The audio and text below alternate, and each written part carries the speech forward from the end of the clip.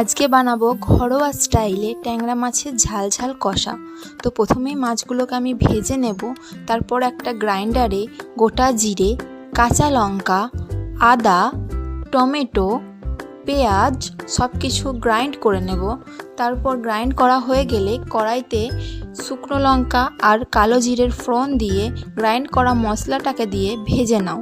তারপরে একটু হলুদ গুঁড়ো, অল্প একটু শুকনো লঙ্কার গুঁড়ো, ধনে জিরে গুঁড়ো সব কিছু দিয়ে ভালো করে মশলাটাকে কষিয়ে নাও তেল ছাড়া পর্যন্ত।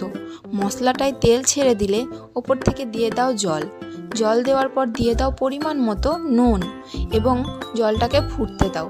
জলটা যখনই ফুটে উঠবে তখনই দিয়ে দাও মাছগুলো দেওয়া হয়ে গেলে ভালো করে জলটাকে একটু শুকিয়ে নাও। যখনই একটু গ্রেভিটা গাঢ় হয়ে যাবে তখন ওপর থেকে দিয়ে দাও ধনেপাতা আর গরম ভাতে সার্ভ করো, খেতে দুর্দান্ত লাগবে। তো পাশে থাকো, লাইক করো।